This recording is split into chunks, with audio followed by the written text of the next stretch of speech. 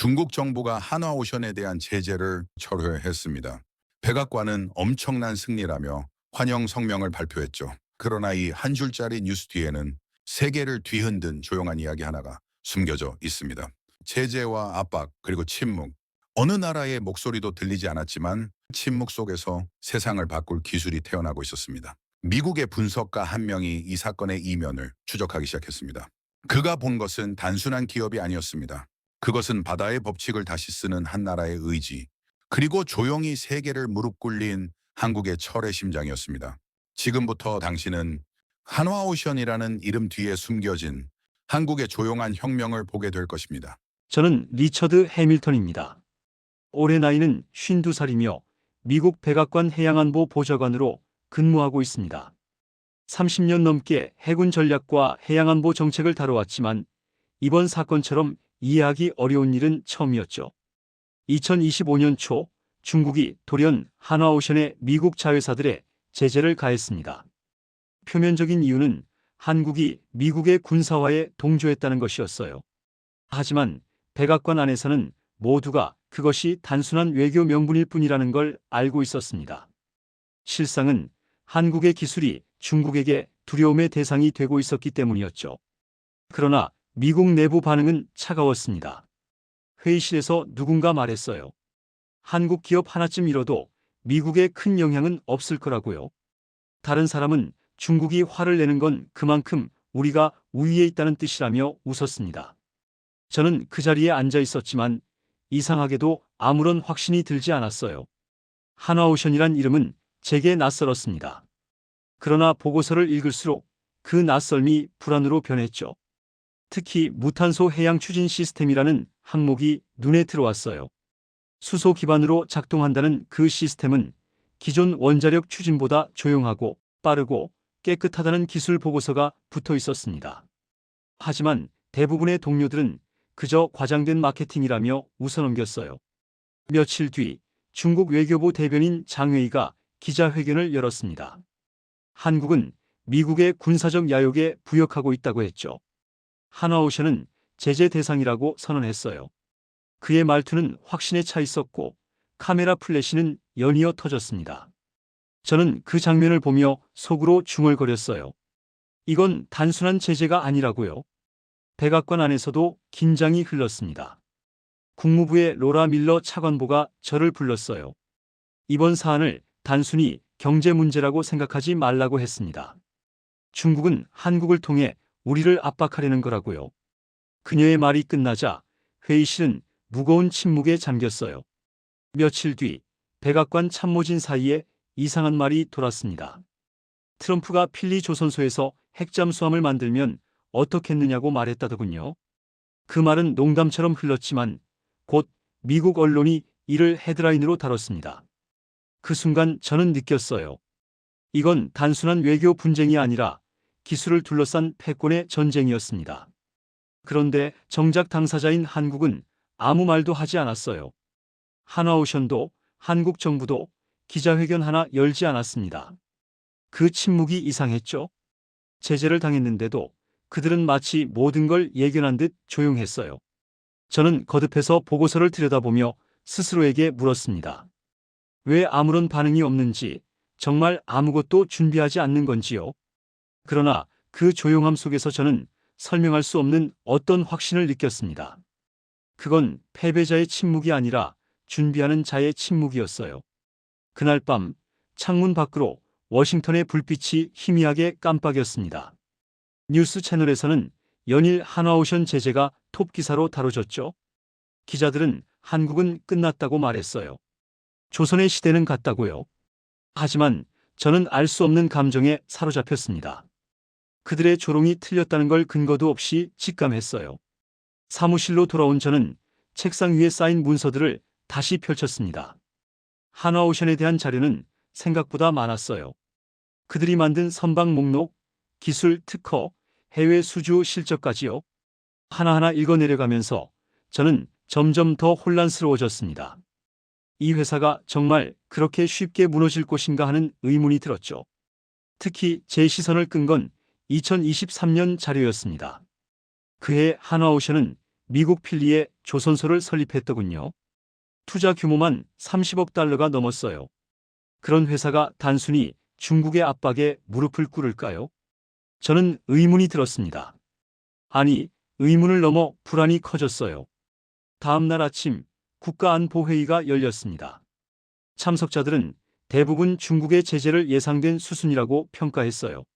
한국이 우리 편에 서면 중국이 반발하는 건 당연하다는 거였죠. 그들은 이제 한국이 선택해야 한다고 말했습니다. 미국을 택할 것인지 중국을 택할 것인지요? 하지만 저는 달랐어요. 회의가 끝난 뒤 저는 로라 차관보를 따로 불렀습니다.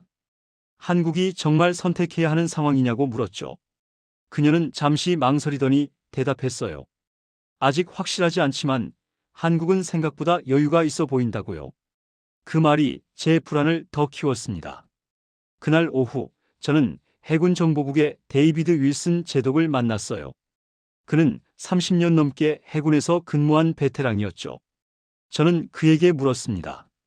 한화오션의 무탄소 추진 시스템이 정말 가능한 기술이냐고요. 그는 고개를 끄덕였어요. 가능하다고, 아니, 이미 현실이라고 말했습니다. 데이비드 제독은 계속 말했어요. 그 기술은 단순히 친환경이라는 것을 넘어선다고요. 잠수함에 적용하면 탐지가 거의 불가능한 수준이라고 했습니다. 게다가 연료 보급 주기도 획기적으로 길어진다고요. 그의 말을 듣는 순간 저는 등골이 서늘해졌어요. 중국이 왜 그토록 강하게 반발하는지 이해가 됐습니다. 사무실로 돌아온 저는 컴퓨터 앞에 앉았습니다. 그리고 한화오션에 대한 모든 정보를 다시 검색했어요. 기사, 논문, 특허 문서까지요. 읽으면 읽을수록 제 불안은 확신으로 바뀌어 갔습니다. 이 회사는 단순한 조선사가 아니었어요. 미래 해양 패권의 핵심을 쥐고 있는 곳이었습니다. 그런데 이상했어요. 이렇게 중요한 회사인데 왜 미국 정부는 제대로 주목하지 않는 걸까요? 왜 중국의 제재를 가볍게 여기는 걸까요? 저는 답답했습니다. 혹시 제가 과대평가하고 있는 건가 하는 생각도 들었죠. 그날 저녁 집으로 돌아가는 길에 라디오를 켰습니다. 뉴스에서는 여전히 한화오션 제재 소식을 다루고 있었어요. 한 전문가는 말했습니다. 한국 조선업은 이미 사양산업이라고요. 중국에 밀렸고 이제 회복하기 어렵다고요. 저는 라디오를 껐습니다. 더 이상 듣고 싶지 않았어요. 집에 도착해서도 머릿속은 복잡했습니다. 저는 서재로 들어가 책상에 앉았어요. 벽에는 제가 해군에 있을 때 찍은 사진들이 걸려 있었죠. 항공모함 위에서, 잠수함 앞에서, 해군 기지에서요. 그때는 모든 게 명확했습니다. 미국이 최강이고 우리가 세계 해양을 지배한다는 게요. 하지만 지금은 달랐어요. 한국이라는 작은 나라가 만든 기술이 그 질서를 흔들 수 있다는 사실이 믿기지 않았습니다. 아니, 믿고 싶지 않았는지도 몰라요. 미국인으로서의 자존심 때문이었을까요? 저는 스스로도 제 감정을 정확히 알 수 없었습니다. 다음 날 백악관 복도에서 우연히 국방부 차관을 만났어요. 그는 제게 물었습니다. 한화오션 건으로 고민이 많으냐고요. 저는 솔직하게 대답했어요. 우리가 뭔가 놓치고 있는 것 같다고요. 그는 웃으며 말했습니다. 너무 걱정하지 말라고, 한국은 결국 우리 편이라고요. 하지만 저는 그 말이 위로가 되지 않았어요. 문제는 편이 아니라 기술이었으니까요. 한국이 우리 편이든 아니든 그들이 가진 기술은 이미 게임의 규칙을 바꿔놓고 있었습니다. 저는 그걸 느꼈어요. 명확한 근거는 없었지만 직감적으로 알 수 있었죠. 그날 밤 저는 결심했습니다. 직접 확인하겠다고요. 한국이 왜 침묵하고 있는지 그 이유를 눈으로 보겠다고 다짐했어요. 보고서만 읽어서는 진실을 알 수 없을 것 같았습니다. 현장에 가야 했어요. 한화오션이 있는 곳으로, 한국으로 가야 했습니다. 저는 노트북을 열고 출장 신청서를 작성하기 시작했어요. 명목은 한미해양안보 협력 점검이었죠. 실제로는 제 의문을 풀기 위한 여정이었지만요. 키보드를 두드리는 동안 제 손은 미세하게 떨렸습니다. 이상하게도 긴장됐어요. 마치 뭔가 거대한 진실 앞에 서게 될 것만 같았습니다. 창밖으로 워싱턴의 야경이 펼쳐져 있었어요. 백악관의 불빛, 국회의사당의 둥근 지붕, 그리고 끝없이 이어지는 가로등들이요. 이 도시는 여전히 세계의 중심이었습니다. 하지만 저는 알 수 없는 예감에 사로잡혔어요. 그 중심이 조용히, 그러나 확실하게 흔들리고 있다는 것을요. 그때부터 제 안의 호기심은 불안으로, 불안은 집착으로 바뀌었습니다. 매일 밤 저는 한화오션에 대한 자료를 읽었어요. 그들의 기술, 역사, 전략까지요. 읽으면 읽을수록 저는 확신했습니다. 이건 단순한 제재 사건이 아니라는 걸요. 출장 신청이 승인됐다는 메일이 왔을 때 저는 안도했습니다. 동시에 두려웠어요. 한국에 가면 뭘 보게 될까요? 제 예감이 맞을까요? 아니면 단순한 기우였을까요? 답은 알 수 없었습니다. 하지만 저는 알아야 했어요. 진실이 무엇이든 직접 확인해야 했습니다. 그것이 나중에 세계 질서를 바꿀 조용한 혁명의 시작이 될 줄은 그때는 몰랐습니다. 한국에 도착했을 때 공항의 공기는 놀라울 만큼 차분했습니다. 세계 곳곳에서 제재와 위기라는 단어가 떠돌고 있었지만 이곳은 마치 아무 일도 없는 나라 같았어요. 저는 그 평온함이 오히려 불안했습니다. 백악관의 명령으로 저는 한화오션 본사가 있는 경남 거제로 향했어요. 출장 명목이었지만 실은 제 개인적 호기심 때문이었죠. 그 침묵의 이유를 알아야만 했습니다. 거제 앞바다에 가까워질수록 풍경은 이상하게 느껴졌어요. 세계의 긴장과 달리 공장은 묵묵히 돌아가고 있었습니다. 마치 세상의 소음이 닿지 않는 별개의 리듬처럼요. 저는 차량 창문 너머로 보이는 거대한 도크와 용접 불빛을 보며 속으로 중얼거렸어요. 이게 제재를 받은 회사의 모습인가 하고요. 한화오션 측은 외국인 방문객에게 최소한의 안내만 허락했습니다. 저는 엔지니어 김도윤이라는 이름을 들었어요. 그가 무탄소 추진 엔진 프로젝트의 핵심 인물이라 했죠. 그러나 그는 인터뷰를 거절했습니다. 그 대신 공장의 내부를 있는 그대로 보라는 말만 남겼어요.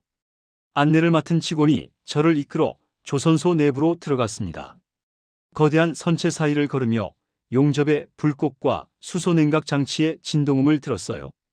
기술적 설명을 듣지 않아도 알 수 있었습니다. 이건 단순한 조선이 아니었죠. 마치 산업이 아니라 사상이 움직이는 것 같았어요.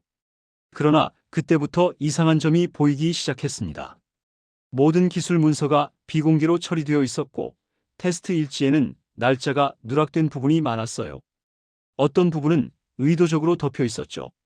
저는 의심이 생겼습니다. 무언가를 숨기고 있다는 생각이 들었어요. 하지만 무엇을 숨기는 걸까요? 안내 직원은 친절했지만 제한적이었습니다. 제가 질문을 던질 때마다 그는 미소를 지으며 말했어요. 보안상 말씀드릴 수 없다고요. 양해 부탁드린다고요. 그 정중함 속에서 저는 단단한 벽을 느꼈습니다. 그들은 보여줄 것만 보여주고 있었어요. 공장 내부를 둘러보는 동안 작업자들의 표정이 인상적이었습니다. 긴장한 기색이 전혀 없었어요. 오히려 자신감이 넘쳤죠. 중국의 제재로 회사가 위기라는 뉴스와 달리 현장은 활기차 보였습니다. 용접공들은 묵묵히 작업했고 엔지니어들은 도면을 놓고 진지하게 토론했어요. 한 작업자가 지나가며 저를 보고 가볍게 고개를 끄덕였습니다. 그의 눈빛에서 저는 이상한 확신을 읽었어요. 걱정이 아니라 기대 같은 것이었죠. 저는 궁금했습니다. 도대체 무엇이 그들을 이렇게 만드는 걸까요? 밤이 되자 숙소 창문 너머로 조선소 불빛이 여전히 꺼지지 않았습니다. 누군가 그 안에서 실험을 계속하는 듯 했어요. 저는 망설이다가 차를 몰고 조선소 뒷길로 향했죠. 멀리서 거대한 구조물이 조용히 수면 위로 움직이는 모습이 보였습니다. 그건 선박도 잠수함도 아니었어요. 형태가 낯설었습니다. 유선형이면서도 각진 부분이 있었고 표면이 매끄럽게 처리되어 있었죠. 저는 숨을 삼켰습니다. 새로운 무언가가 만들어지고 있다는 걸 직감했어요. 다음 날 아침 김도윤을 우연히 식당에서 마주쳤습니다. 그는 저를 보더니 고개를 가볍게 숙였어요. 짧은 인사만 나눈 뒤 그는 말했습니다. 리처드 씨, 기술은 말을 하지 않는다고요. 다만 결과로 존재한다고 했죠. 그 말은 담담했지만 제 안을 뒤흔들었어요. 저는 그에게 물었습니다. 중국의 제재에 대해 어떻게 생각하느냐고요. 그는 잠시 침묵하더니 대답했어요. 제재는 기술을 막을 수 없다고, 오히려 더 빨리 가게 만들 뿐이라고요. 그의 목소리에는 분노도 두려움도 없었습니다. 단지 사실을 말하는 것 같았어요. 그날 이후 저는 매일 공장을 관찰했습니다. 그들은 언론을 피했고 투자 발표도 없었어요. 그러나 내부는 점점 속도를 높이고 있었죠. 중국의 제재는 오히려 그들의 움직임을 자극한 듯 보였습니다. 이틀째 되던 날, 저는 공장 뒤편에서 대형 트레일러가 들어오는 걸 봤어요. 컨테이너에는 아무 표시도 없었지만 경비가 삼엄했습니다.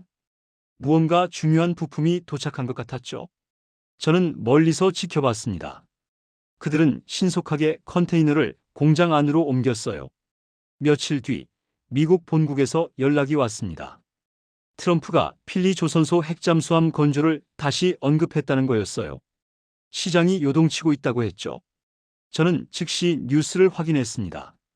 중국 언론은 이를 한국이 미국에 굴복한 증거라며 조롱했어요. 그러나 현장에서 느낀 공기의 결은 전혀 달랐습니다. 이곳 사람들의 눈빛에는 두려움이 없었어요. 그 대신 묘한 확신이 있었죠. 마치 이미 답을 알고 있는 사람들 같았습니다. 저는 점점 불안해졌어요. 내가 알고 있는 세계 질서의 틀이 무너지고 있다는 예감 때문이었습니다. 혹시 우리가 모르는 무언가가 이미 완성된 것은 아닐까요? 그 생각이 머리를 떠나지 않았어요. 사흘째 되던 밤, 저는 숙소 테라스에 나가 조선소를 바라봤습니다. 멀리서 불빛이 깜빡이고 있었어요. 규칙적이면서도 빠른 리듬이었죠. 누군가 밤새 작업하고 있다는 신호였습니다. 하지만 동시에 또 하나의 감정이 자라났어요. 존경에 가까운 의심이었습니다. 그 침묵과 차분함 속에 숨어있는 거대한 의지가 느껴졌기 때문이죠. 그건 정치도 군사도 아니었습니다. 기술로 정의를 말하는 어떤 국가의 방식이었어요. 마지막 날 아침, 저는 다시 한번 공장 앞을 지나갔습니다. 게이트 앞에서 김도윤을 다시 봤어요. 그는 저를 보고 가볍게 손을 들어 인사했죠. 저도 답례했습니다. 그리고 그는 돌아서서 공장 안으로 들어갔어요. 그의 뒷모습을 보며 저는 생각했습니다. 저 사람은 무언가를 알고 있다고요. 공항으로 가는 차 안에서 저는 계속 생각했어요. 한국은 왜 말하지 않는 걸까요? 왜 변명도 해명도 하지 않는 걸까요? 비행기가 이륙하기 직전, 저는 창밖으로 거제 앞바다를 내려다봤어요.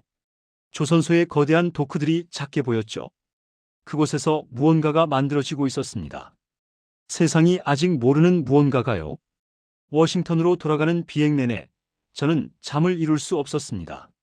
머릿속에는 김도윤의 말이 계속 맴돌았어요. 기술은 말을 하지 않는다는 그 문장이요. 하지만 저는 이제 알았습니다. 기술이 침묵할 때 그것은 곧 폭풍 전의 고요라는 걸요. 밤늦게 숙소 책상 위에 메모를 남겼던 그 순간이 떠올랐습니다. 한국은 아무 말도 하지 않는다고 썼었죠. 그러나 그들의 기술은 말하고 있다고요. 펜 끝이 떨렸던 게 기억났어요. 그때는 몰랐습니다. 그 불안이 곧 세계의 인식이 뒤집히는 전조가 될 줄은요. 제가 목격한 침묵이 실은 가장 웅변적인 선언이었다는 걸 그때는 알지 못했습니다. 며칠이 지나자 저는 다시 거제 조선소를 방문했습니다. 이번에는 공식 일정이 아닌 비공식 방문이었어요. 한화오션 측은 여전히 언론의 접근을 차단하고 있었지만 이상하게도 제 방문에는 별다른 제지를 하지 않았죠. 마치 제가 봐야 할 무언가가 있다는 듯 조용히 길을 열어주는 분위기였습니다. 그날 바다는 유난히 잔잔했어요. 새벽 안개 속에서 거대한 선체가 모습을 드러냈습니다. 빛 한 줄기 없이 고요하게 수면 위로 떠오른 금속 구조물이었죠. 저는 숨이 멎을 듯 했습니다. 그건 제가 알고 있는 어떤 선박의 형태도 아니었어요. 공장의 한 구역에서 김도윤이 나타났습니다. 그는 여전히 말이 적었고 그 눈빛은 확신으로 가득 차 있었어요. 보여드리죠. 우리가 만든 것을요? 그 한마디로 거대한 경납고 문이 열렸습니다. 안쪽에는 길이 80m가 넘는 수소 기반 해양 추진체가 놓여 있었어요. 표면은 매끄럽고 금속결은 마치 살아있는 유기체처럼 빛을 머금고 있었습니다. 조용했지만 그 안에서 미세한 진동이 느껴졌어요. 엔진이 이미 작동 중이었던 겁니다. 김도윤이 조용히 말했습니다. 탄소도 소음도 방사능도 없다고요. 이것이 우리가 만든 새로운 심장이라고 했어요. 그 순간 저는 경악했습니다. 이건 단순한 조선 기술이 아니었어요. 이건 바다의 법칙을 바꾸는 기술이었죠. 저는 엔진룸 내부를 보며 손끝이 떨렸습니다. 계기판에는 수소순환 구동이라는 낯선 표기가 깜빡이고 있었고 주변은 냉각수 대신 투명한 증기로 가득했어요. 그 냄새는 차갑고 맑았습니다. 금속과 공기의 경계가 사라지는 듯한 감각이었죠. 이 기술을 왜 공개하지 않았습니까? 제가 묻자 김도윤은 잠시 침묵하다가 이렇게 말했어요. 기술은 언제나 정치보다 빨라야 한다고요. 우리가 말하기 전에 세상은 이미 판단한다고 했습니다. 그래서 우리는 말하지 않았다고 보여줄 뿐이라고요. 그의 목소리는 낮고 단단했습니다. 그 순간 저는 깨달았어요. 한국의 침묵은 두려움이 아니라 전략적 절제였다는 것을요. 경납고를 나와 바다 쪽으로 걸어갔습니다. 멀리서 작업자들이 최종 점검을 하고 있었어요. 그들의 움직임은 정확하고 빨랐습니다. 오랜 시간 준비해온 사람들의 손놀림이었죠. 바다 위에서는 첫 실험이 시작되고 있었습니다. 거대한 추진체가 움직이자 수면은 거의 흔들리지 않았어요. 파도가 아니라 조용한 진동이 퍼져나갔습니다. 그건 마치 바다가 스스로 숨을 고르는 것처럼 느껴졌어요. 기술 담당 엔지니어들이 무전기로 속삭였습니다. 출력 안정화 완료, 추진율 97%라고요. 그 수치는 기존 원자력 추진의 한계를 초과하는 수치였어요. 저는 경악했고 동시에 경외했습니다. 이건 단순한 산업이 아니라 문명의 변곡점이었죠. 수면 위로 떠오른 추진체는 완벽하게 고요했습니다. 소음이 거의 없었어요. 기존의 선박 엔진이 내는 굉음과 진동이 전혀 없었죠. 대신 물과 공기가 만나는 소리만이 부드럽게 퍼져나갔습니다. 저는 그 모습을 보며 생각했어요. 이게 바로 미래구나 하고요. 인류가 바다와 함께 숨쉬는 새로운 방식이구나 하고요. 그동안 우리는 바다를 정복하려 했지만 한국은 바다와 조화를 이루려 했던 겁니다. 김도윤이 제 옆에 섰습니다. 그는 바다를 바라보며 말했어요. 우리는 수십 년간 이 기술을 준비해 왔다고요. 중국의 제재도 세계의 조롱도 예상했다고 했습니다. 하지만 멈추지 않았다고요. 왜냐고 제가 물었습니다.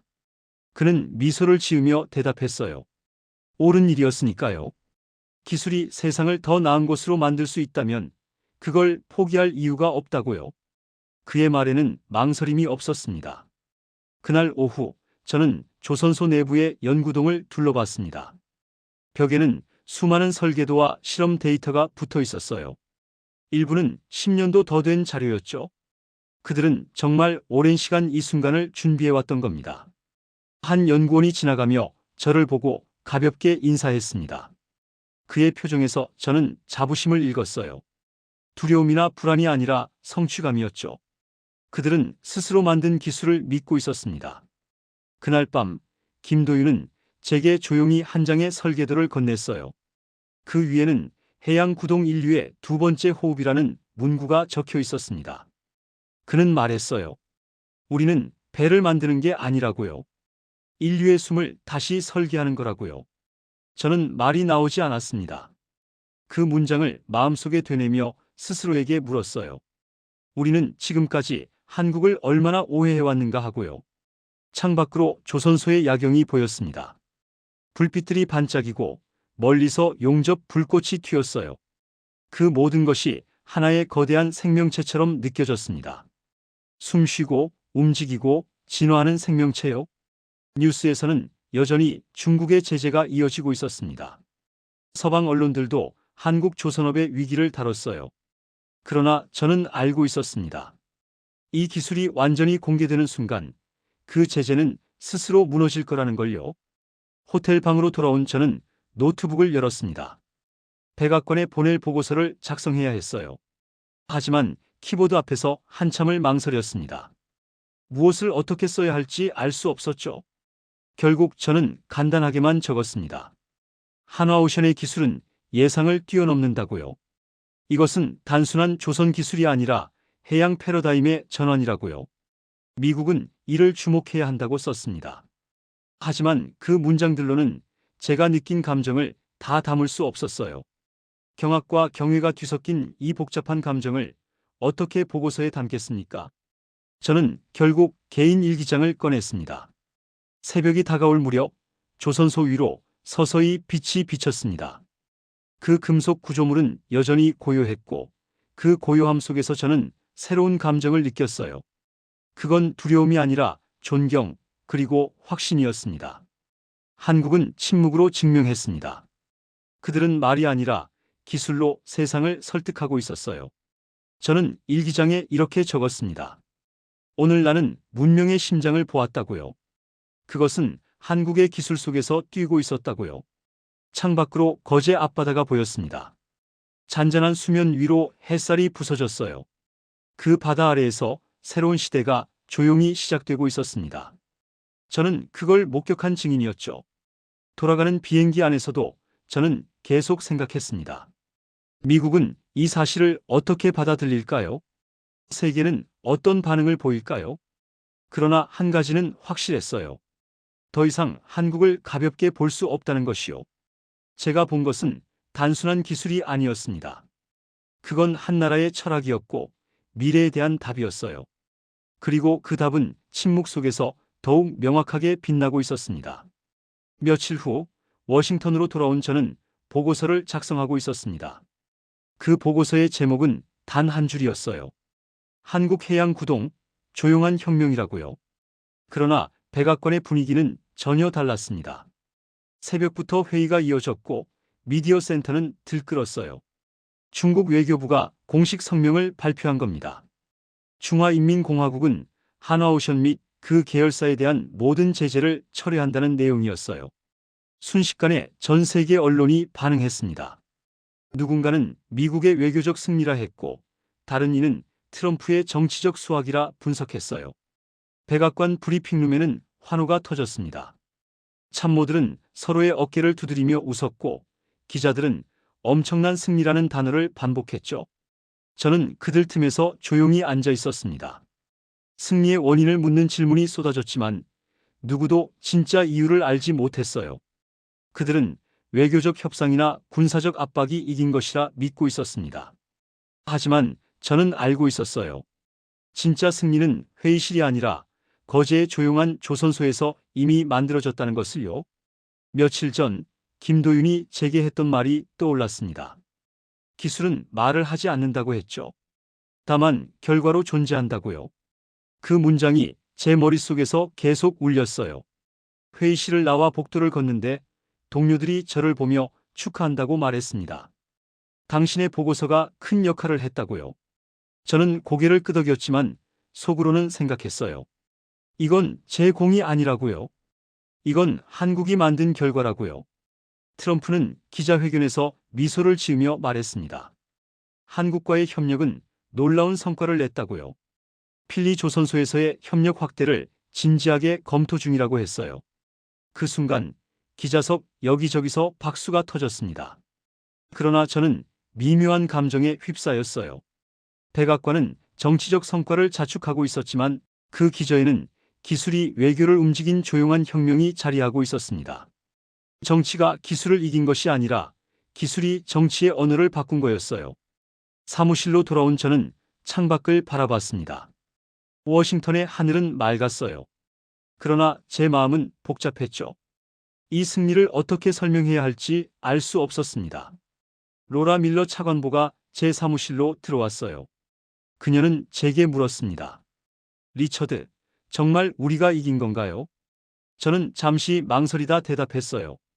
우리가 이긴 게 아니라 기술이 증명된 거라고요. 그녀는 고개를 끄덕였습니다. 무슨 뜻인지 알겠다는 표정이었죠. 저는 그날 저녁 보고서를 마무리하며 이렇게 적었습니다. 이 승리는 미국의 것이 아니라고요. 세상을 바꾼 것은 한 나라의 침묵과 기술이었다고요. 키보드를 두드리는 동안 저는 거제에서 본 장면들을 떠올렸어요. 고요한 바다 위로 떠오른 추진체, 김도윤의 확신에 찬 눈빛, 그리고 작업자들의 묵묵한 손놀림이요.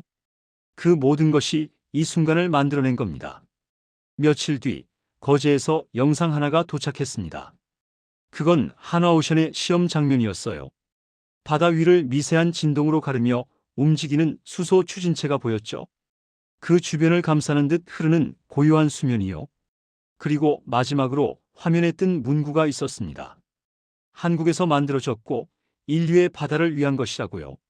저는 그 영상을 끝까지 보며 깊은 숨을 들이켰습니다.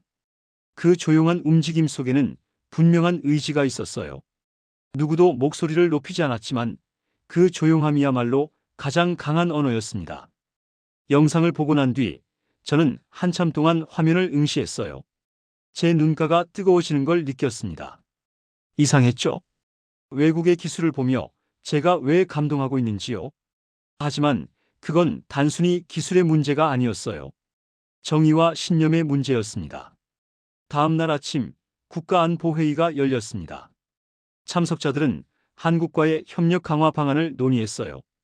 누군가는 기술 이전을 요구해야 한다고 말했고, 다른 이는 공동 개발을 제안했죠. 저는 듣고만 있었습니다. 회의가 끝난 뒤 한 참모가 제게 물었어요. 한국이 정말 우리와 협력할까요? 저는 대답했습니다. 협력은 하겠지만 종속은 아닐 거라고요. 그들은 이미 스스로 설 수 있는 기술을 가졌다고요. 그날 오후 저는 개인 이메일을 확인했습니다. 김도윤에게서 온 짧은 메시지가 있었어요. 리처드 씨, 진실을 보는 눈을 가진 분이라 감사합니다. 그 한 줄에 저는 답장을 쓰기 시작했죠. 감사는 제가 드려야 한다고요. 세상을 바꾸는 모습을 보여줘서요. 저녁 무렵 집으로 돌아가는 길에 라디오를 켰습니다. 뉴스에서는 여전히 중국의 제재 철회를 다루고 있었어요. 전문가들은 미국의 외교력을 칭찬했고 분석가들은 트럼프의 협상 능력을 논했죠. 저는 라디오를 껐습니다. 그날 밤 백악관 창밖으로 워싱턴의 불빛이 반짝였습니다. 그러나 제 시선은 그곳에 머물지 않았어요. 제 마음은 이미 한반도의 남쪽 거제의 바다를 향해 있었죠. 그곳에서 새로운 시대의 심장이 뛰고 있었습니다. 책상 앞에 앉아 저는 마지막 문장을 보고서에 남겼어요. 그건 정치적 문장도 군사보고도 아니었습니다. 한 명의 관찰자로서, 한 인간으로서 남기는 진심이었죠. 펜을 들고 천천히 글자를 적어 나갔습니다. 한국은 세계를 향해 침묵으로 대답했다고요. 그 침묵은 두려움이 아니라 신념이었고 그 신념은 바다를 넘어 세계를 바꿨다고 썼어요. 마지막 문장을 쓸 때 제 손이 떨렸습니다. 이 한 줄로 모든 걸 담을 수 있을까요? 거제에서 본 것, 느낀 것, 깨달은 것을 전부 담을 수 있을까요? 하지만 저는 썼습니다. 이 문장이 가장 정확한 표현이라는 걸 알았으니까요. 일기장을 덮고 창밖을 바라봤어요. 워싱턴의 밤은 여전히 밝았습니다. 하지만 세상은 이미 변하고 있었죠. 조용하지만 확실하게요. 며칠 뒤 한국 언론에서 한화오션 관련 기사가 나왔습니다. 그들은 여전히 많은 말을 하지 않았어요. 단지 기술 개발에 성공했다는 짧은 발표만 있었죠. 그 간결함이 오히려 더 강렬했습니다. 저는 그 기사를 읽으며 미소를 지었어요. 그들은 끝까지 자신들의 방식을 지켰습니다. 과장하지 않고 자랑하지 않고 단지 보여줄 뿐이었죠. 백악관의 동료들은 여전히 승리를 축하했습니다. 파티가 열렸고 축사가 이어졌어요. 저도 그 자리에 있었지만 마음은 다른 곳에 있었죠. 진짜 승리자가 누구인지 알고 있었으니까요. 그날 밤 늦게 저는 서재에 혼자 앉아 있었습니다. 벽에 걸린 해군 시절 사진들을 바라봤어요. 그때는 모든 게 명확했죠. 미국이 최강이고 우리가 바다를 지배한다는 것이요. 하지만 이제는 알았습니다. 세상은 지배가 아니라 조화로 나아가고 있다는 것을요. 한국이 보여준 것은 바로 그 조화였어요. 기술과 자연의 조화, 힘과 절제의 조화, 야망과 책임의 조화였습니다. 책상 위에 놓인 보고서를 다시 펼쳤습니다. 마지막 페이지를 보며 저는 깊은 숨을 들이켰어요. 이 문장이 역사에 어떻게 기록될지는 모르겠습니다. 하지만 저는 진실을 썼어요. 제가 본 것, 느낀 것을 있는 그대로 담았죠. 창밖으로 새벽이 밝아오고 있었습니다. 워싱턴의 거리에 불빛이 하나둘 켜졌어요. 새로운 하루가 시작되고 있었죠. 그리고 저는 알았습니다. 이 새로운 하루는 단지 워싱턴만의 것이 아니라 세계 전체의 것이라는 걸요. 한국은 조용한 혁명이다.